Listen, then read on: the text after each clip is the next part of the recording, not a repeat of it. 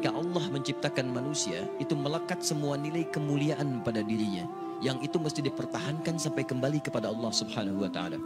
Tadi kita berhenti di Quran surah ke-17 ayat 70. Walaqad karramna bani Adam.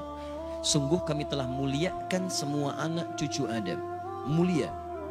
Dan ketika disebut mulia, itu melekat pada seluruh anggota tubuh kita. Makanya saking mulianya jasad ini, tidak boleh anggota tubuh kita digunakan untuk hal-hal yang tidak mulia. Misal, saya sering tanyakan pada teman-teman, apa fungsi mata?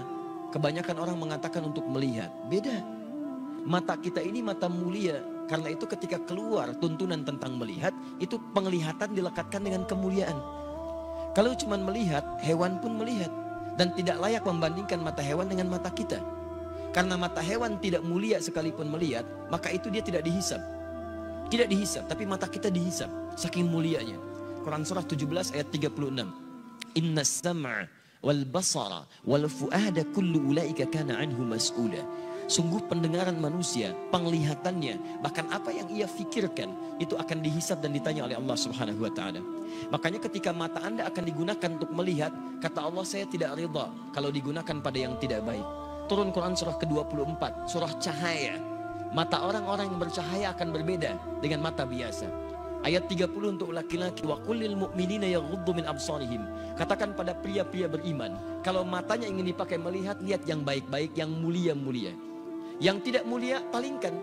Yang tidak layak untuk dilihat, palingkan. Maaf, gambar-gambar kotor, pornografi, porno aksi, itu tidak mulia. Makanya ketika dilihat tidak ridha.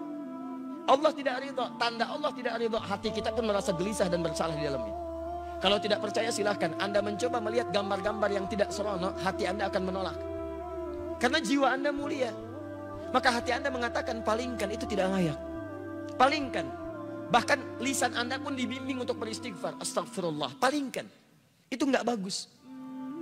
Lisan, karena lisan ini mulia, maka Allah turunkan ayat-ayat kemuliaan menjaga lisan kita supaya tidak keluar dari kemuliaannya. Lisan orang mulia kata-katanya mulia, maka tidak layak keluar celaan dari lisannya. Turun Quran surah 49 ayat 11 sampai dengan 12-nya.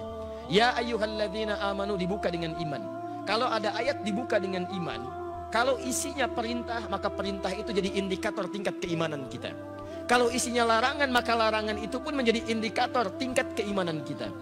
Kalau ada orang cepat menunaikan perintahnya, maka itu pertanda imannya kuat. Misal, ayat iman pertama di Al-Baqarah ayat ketiga. Alladzina yu'minuna bil ghaib wa yuqimunas shalah. Iman disandingkan dengan sholat. Ketika iman disandingkan dengan sholat, maka sholat menjadi indikator tingkat keimanan seorang hamba. Allahu Akbar, Allahu Akbar. Anda teringat langsung ke masjid. Iman Anda standar. Standar. Orang yang baru ingat Allah ketika dipanggil, itu standar. Bukankah Anda masuk kampus jam 7, datang jam 7, standar kan? Pas. Kalau Anda datang jam 6, waktu jam 7, Anda hebat namanya, lebih awal. Ada orang bahkan sebelum adzan sudah ingat sholat, itu imannya sedang tinggi. Tapi ketika dipanggil sampai adzan tuntas belum datang. Sampai qomat berlalu belum terpanggil. Sampai dekat waktu sholat yang lainnya belum ada getaran. Ini menunjukkan iman Anda lemah di situ. Lawannya, ketika ada larangan dibuka dengan kalimat iman, maka kemampuan Anda meninggalkan larangan itu pun menunjukkan tingkat kekuatan iman Anda. Ya ayyuhalladzina amanu la yaskhar qaumin qaum. Hei orang-orang beriman, jangan saling mencela. Ketika Anda mengaku beriman dan lisan Anda digunakan untuk mencela orang lain, maka ini menunjukkan ada yang kurang dalam iman Anda, lemah iman Anda. Anda terlihat rajin sholat, di situ menunjukkan iman Anda bagus. Tapi saat bersamaan Anda mencela orang lain, ini menunjukkan ada penurunan dalam iman Anda. Karena ibadah ritual akan nampak dalam nilai-nilai sosial dalam bentuk akhlak. Makanya Nabi memperingatkan orang yang melakukan ibadah ritual tapi kemudian melakukan dosa sosial, maka ibadah ritual pahalanya dipindahkan kepada hamba yang didosai itu. Anda keluar dari masjid kemudian melecehkan orang lain dengan kata-kata Anda. Lihat tuh orang itu belum mau ke masjid. Iya, mungkin belum dapat hidayah ya. Iya, bukan ahli surga. Itu sholat Anda pahalanya pindah kepada orang tadi.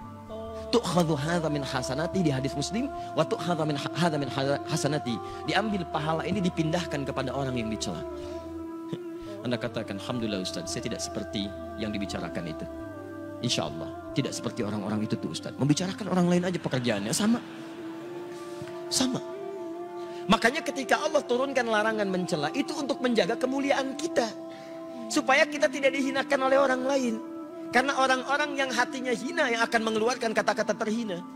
Nah, kita itu diciptakan mulia. Jadi ketika lisan Anda mencela, Anda sedang menurunkan kemuliaan Anda di mata Allah Subhanahu wa taala. Catat itu baik-baik. Nah, sekarang persoalannya, ketika Allah muliakan Anda, justru Anda menyandingkan kemuliaan itu dengan hewan yang jauh statusnya. Maka ini merendahkan kemudian ketetapan Allah Subhanahu wa taala, itu yang sangat berbahaya. Itu yang paling bahaya. Yang layak kemudian diturunkan statusnya bahkan lebih daripada hewan, itu hanya orang-orang yang tidak mau mendekat kepada Allah Subhanahu wa taala. Sampai turun Quran surah ke-7 Al-A'raf ayat 179. Walaqad dhara'na li jahannam katsiran minal jinni wal ins lahum qulubun la yafqahuna biha wa lahum a'yunun la yubsiruna biha wa lahum adhanun la yasma'una biha ulaika kal an'am bal hum adall. Allah hanya membuat perumpamaan menyandingkan manusia sama dengan hewan, bahkan di bawah hewan ketika semua fungsi tubuhnya tidak mau menerima hidayah Allah Subhanahu wa taala. Diajak untuk mendapatkan kebaikan, akalnya sulit menerima.